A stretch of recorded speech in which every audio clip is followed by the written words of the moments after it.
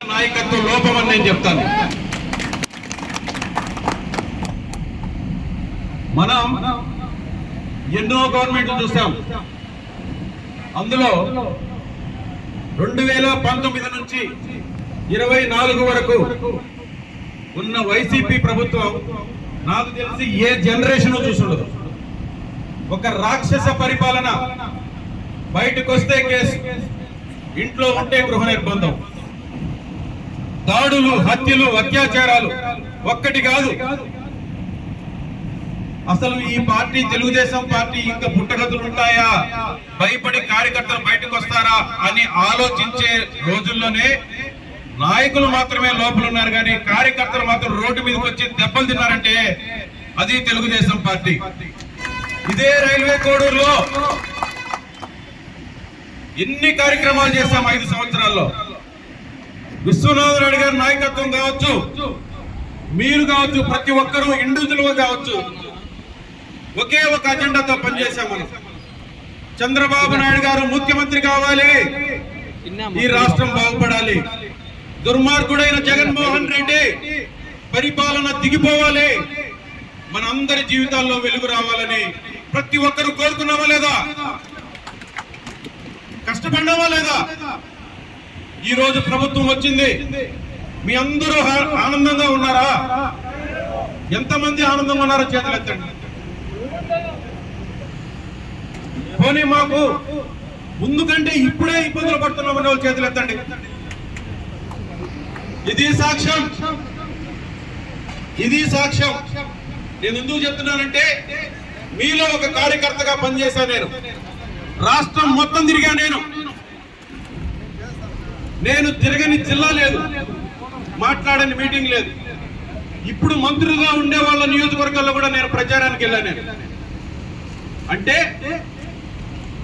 ఒకే agenda, Telugu Desam party అధికారంలోకి రావాలని. ఏం తప్పు చేశామండి మనం? ఏం తప్పు చేశాం? రైల్వే కోడూరులో మనం అధికారంలోకి రావాలని కోరుకోవడం తప్ప, వచ్చిన తర్వాత ఆత్మాభిమానం కావాలనుకోవడం తప్ప. తెలుగుదేశం పార్టీ అంటేనే ఆత్మ గౌరవానికి పెట్టింది పేరు. మనకు తిండి లేకున్నా పర్వాలేదు, మనకు ఆత్మాభిమానం ఉంది. అన్నగారు ఎన్టీ రామారావు గారు నేర్పించింది మనకు. అది మనం తగ్గాలనా? తగ్గిపోదామా? అందుకే గత వారం క్రితం జరిగిన ఒక ఇన్సిడెంట్ ఎంతో బాధించింది నన్ను. దానికి కారణం కూడా నేను చెప్తా.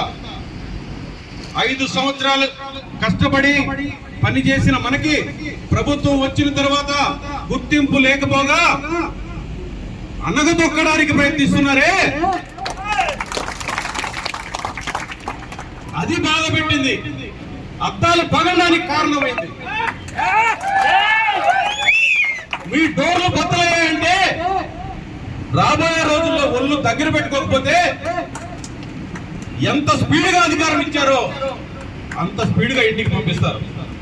మేము మారం, మేము ఎక్కడికి పోం, మేము రైల్వే కోడూరులోనే ఉంటాం, తెలుగుదేశం జెండా పట్టుకునే ఉంటాం.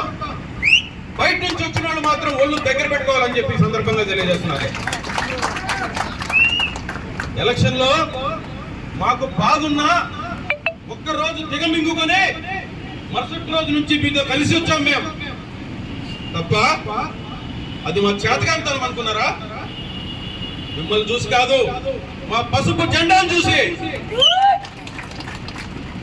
ఈ రోజు మీకు అధికారం వచ్చిందంటే అది మాలో ఉండే పార్టీ పట్ల విశ్వాసం.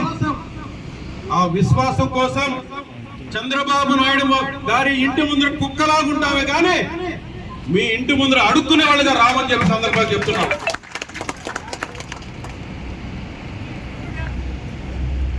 అందుకే నేను కొంచెం బాధగా ఉన్నా కూడా ఈరోజు ఈ వాటిలో ఎందుకు చెప్పాలనుకున్నానంటే, 5 సంవత్సరాలు చాలా తొందరగా గడిచిపోతాయి. మళ్ళా అధికారం కావాలి, కాకపోతే మన రాష్ట్రం అభివృద్ధి చెందదు, తద్వారా మన కుటుంబాలు బాగుపడవు.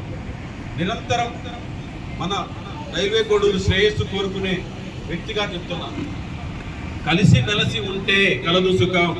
అందుకే గతంలో చిన్న చిన్న మనస్పర్ధలున్న తండ్రి కొడుకుల లాగే ఉన్నామే తప్ప ఏ రోజు వీధికి ఎక్కలేదని ఈ సందర్భంగా తెలియజేస్తూ రాబోయే రోజుల్లో మీ అందరికీ అండగా ఉండడానికి పెద్దలు విశ్వనాథ నాయుడు గారు కావచ్చు, అదేవిధంగా కలిసి వచ్చే ఏ నాయకులతో కూడా కలిసి వచ్చే ఏ నాయకులతో అయినా సరే కలిసి అడుగులేయడానికి నేను సిద్ధంగా ఉన్నానని తెలియజేస్తూ మీ అందరి సహకారం రాబోయే రోజుల్లో అవసరం. మబ్బులు తొలగిపోతాయి, రాబోయేది మంచి రోజులుగా భావిస్తూ ఈ శుభ కార్యక్రమానికి మన నాయకుడు చంద్రబాబు నాయుడు గారు 100 ఏళ్లు క్షేమంగా వర్ధిల్లాలని, ఈ రాష్ట్ర అభివృద్ధికి పాటుపడాలని, దానికి మేమంతా ఆయనకి సైనికుల్లాగా ఉంటామని శపథం చేస్తూ ఈ అవకాశం ఇచ్చిన పెద్దలకి నమస్కారం తెలియజేస్తూ విరమించుకుంటున్నాను. నమస్కారం. Thank you brother. ఇప్పుడు మన కార్యక్రమాన్ని ఉద్దేశించి